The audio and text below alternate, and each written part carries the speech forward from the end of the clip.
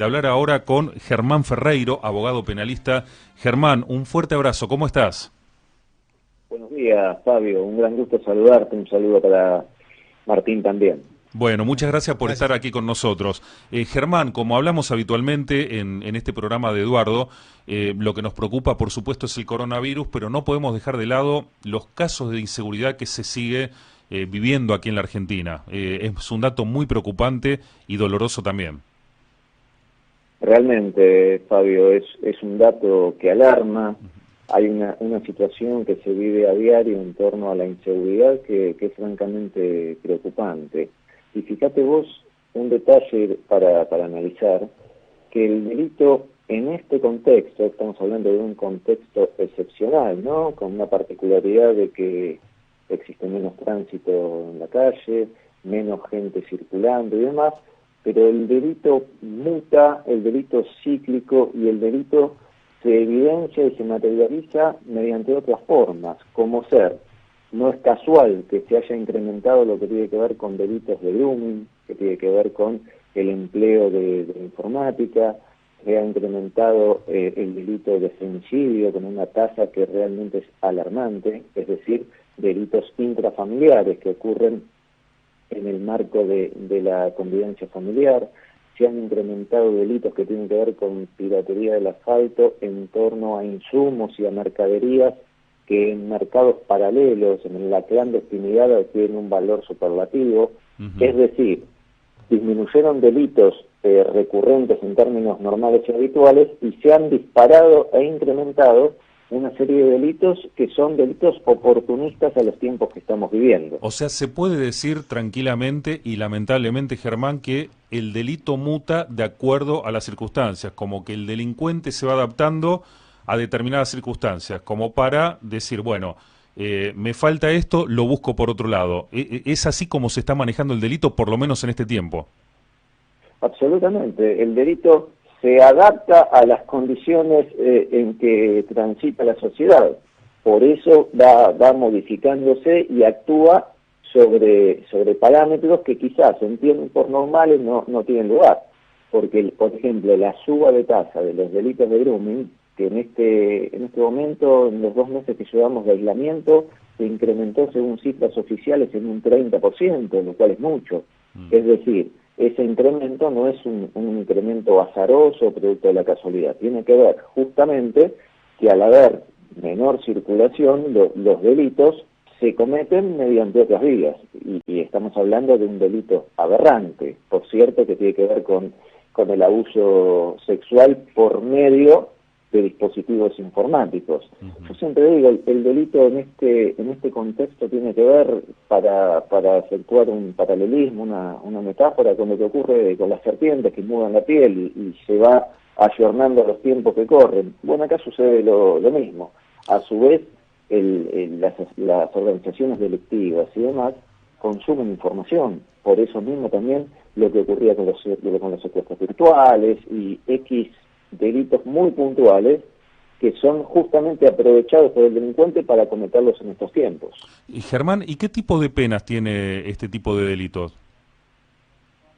Depende. Por ejemplo, lo que tiene que ver con el femicidio son penas de prisión perpetua, lo que tiene que ver con la piratería del asfalto son delitos contra la propiedad que pueden tener penas superiores a los 10 años, los delitos que son pero frecuentes y recurrentes por estos tiempos y a su vez novedosos para la jurisprudencia argentina que tienen que ver con la infracción al artículo 205, es decir, al aislamiento preventivo y obligatorio, que lleva una pena de hasta 2 años de prisión. Van variando las escalas penales de acuerdo a la gravedad de los delitos. Y obviamente un delito de grooming que tiene que ver con una pena vinculada a un abuso sexual.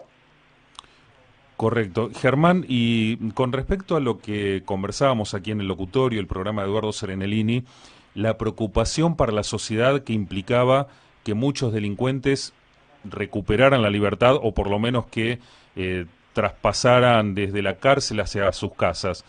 ¿Cómo está esa situación? ¿Se paró con todo esto? ¿Los jueces tomaron conciencia de que esto no termina beneficiando a la sociedad? ¿Cómo está esa situación tan preocupante para todos nosotros?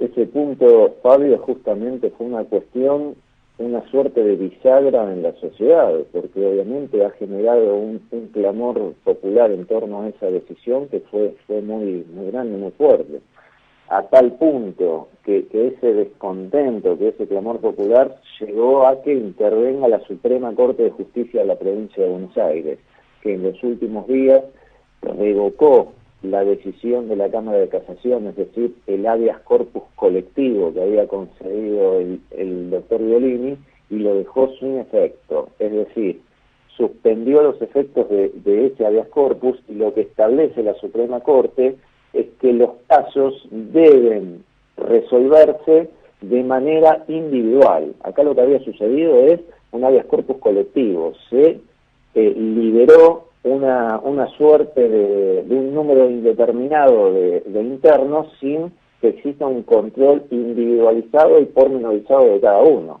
A partir de ahí es que sucedieron las cosas que sucedieron días después, ¿no? Con reincidencias, con nuevos delitos, con robos, con situaciones realmente contradictorias en que la víctima y el victimario se encontraban a metros de distancia, realmente situaciones desafortunadas. Es decir, que la Suprema Corte lo que viene a hacer es a regular lo que tiene que ver con las excarcelaciones, con las solturas, y concediéndole al juez natural de cada caso la potestad de que pueda analizar particularmente y de manera individual cada pedido que llegue a su judicatura, lo que en sí genera una responsabilidad individual de cada magistrado al momento de conceder o no la libertad de un detenido. Ahora, por supuesto que a nosotros nos interesa aquí la Argentina puntualmente porque somos habitantes de este país, pero a nivel mundial, a nivel global, ¿hay un paralelismo o somos nosotros aquí en la Argentina que se le concede este tipo de libertades o beneficios a los delincuentes?